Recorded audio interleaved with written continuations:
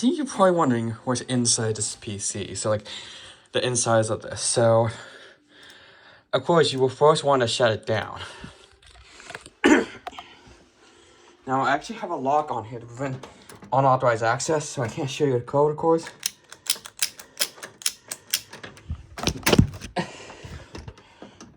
One of these discontinued speed dial locks that Master Lock made.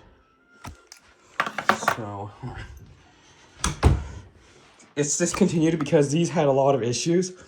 A few times when I bought these locks is that sometimes after changing the passcode on this, the lock becomes not openable. So that's why it's discontinued by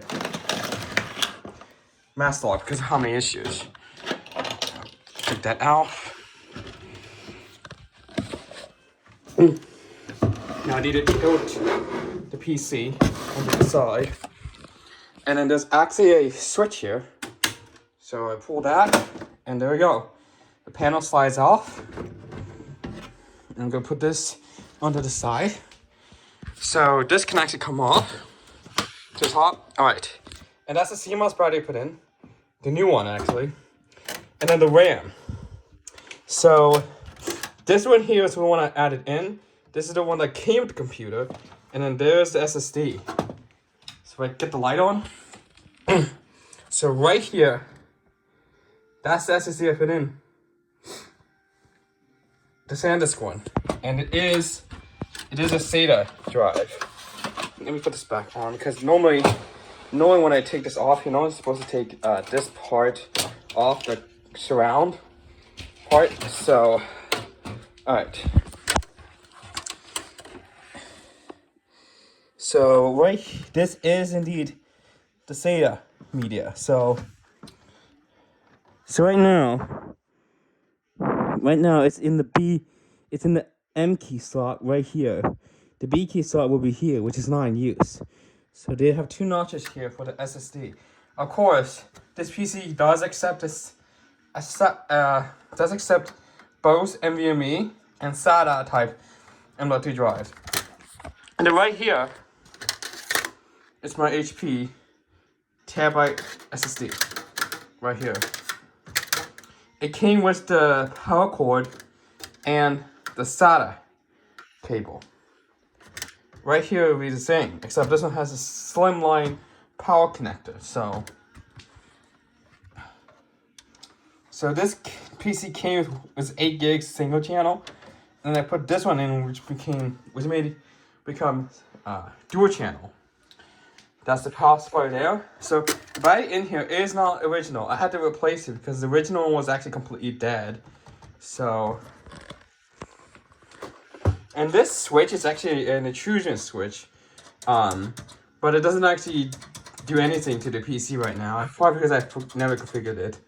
Because if you configure it, it will probably make it so that if you take the panel off, the PC will shut off automatically. So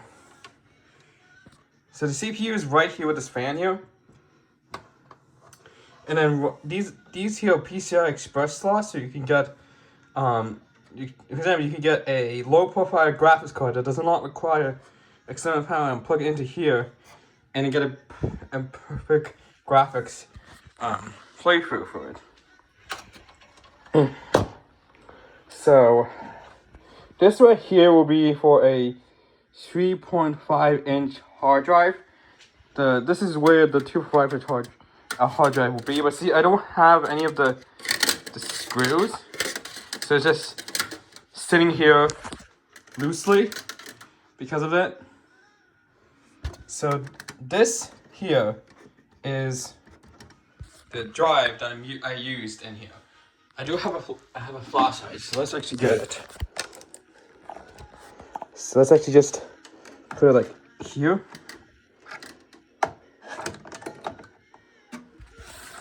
So now you can kind of see that the key right here. So this is the one that came from my old HP laptop I had.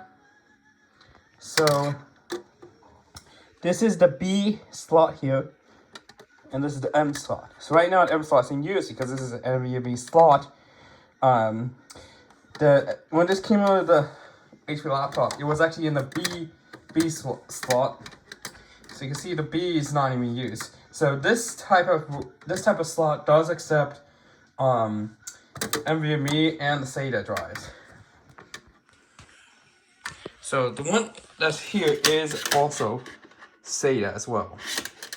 So yeah. So the RAM slots are here, and look. So I think this one here was probably set to this slot, but I put it into this slot. So these slots here are what's populated for the best performance. So there's only one that was in use, and then when I got the second one, I put it into this slot here. So now I can add more RAM, but 16 gigabytes of RAM is perfect for this computer. So perfect for this computer. So now I'm gonna put this back down. So without the surround, this is what it looks like. So this does have an internal speaker right here. This is the internal speaker, but it is very quiet. So that's why I have the external speakers connected to the back. So now, if you look at the trim, there's like a cutout here. And this cutout here would be for if there was an SD card reader. This, of course, the one I got did not come with an SD card reader. So let's see if I can get this back in.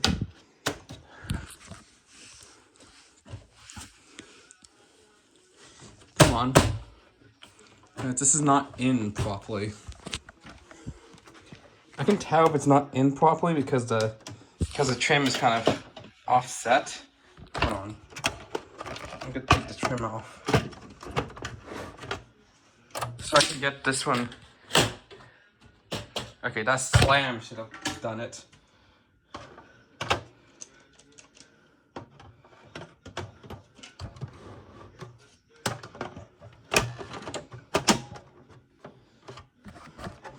Okay, that's perfect. So now getting this panel back on is a bit tricky. So you need to get this panel in properly. And this time it slid in better, but it is cumbersome to do it. And then what I normally do is I would just put this here. I should put that other way so I could. Yeah. Okay, that didn't work as I thought. Let me swap it around. Now, with the lock in place, even if you try opening it, you can't. Because this lock here, this lock here, if I put the PC back up on its normal position, so I'll show you why. See, this metal part here is part of this. So when this is locked, the PC cannot open because this is in the way. So, and now I can turn on the PC. Now normally you should always unplug the power cord, but the light I had in there did not even conduct anything. So it's one of those ones that don't conduct any. See, the bottom part is plastic, so it didn't conduct anything. And there we go.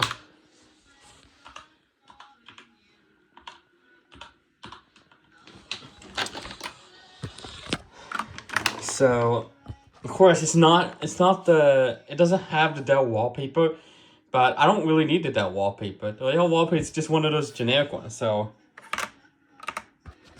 if I open up Edge and do Dell wall, the wallpaper I normally see is this wallpaper, and it looks just generic. So I don't normally plan to put this on the wallpaper, but at least it's readily available. That's for sure. So even if you reinstall Windows, you can apply it if you want. So, and this is the optics drive. Of course, it comes out, and of course, the Type-C port does work. You just hear the connection sound. Yes, it sounds a lot good because this is a SanDisk drive that I have the files encrypted in. So.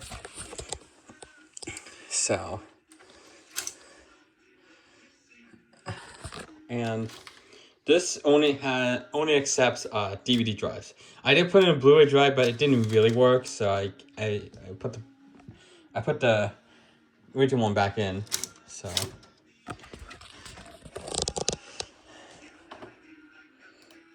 get out of here with AA.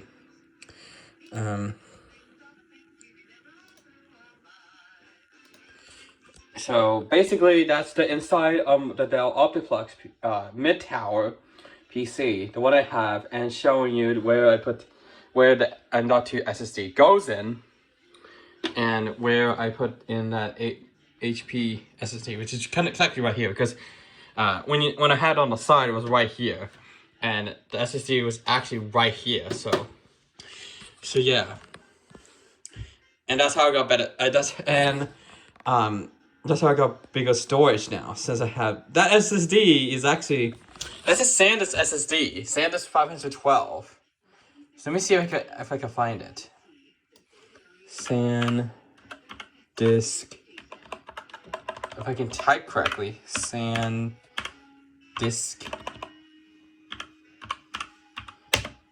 512. No, yeah, it's 512 gigabytes at M.2 SATA SSD. I didn't realize AC made that. I didn't realize AC also made it. Oh, that's Team Groot. Silicon Power, King Spec, generic, Western Digital. And by the way, SanDisk is actually owned by Western Digital, so technically speaking. I don't actually see it here, but I think they might have just stopped selling it. But see, that's SanDisk. And SanDisk is owned by Western Digital. So I scroll down where it says, where is it? It's knowing where it says the SanDisk logo. When I see the SanDisk logo.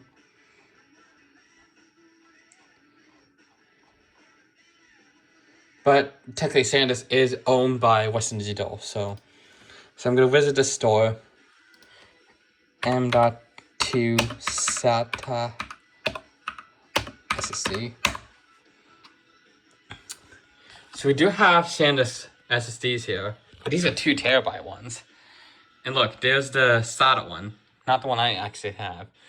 But yeah, SanDisk is technically owned by Western Digital. So basically I have a Western Digital SSD in here. But yeah, that's about it.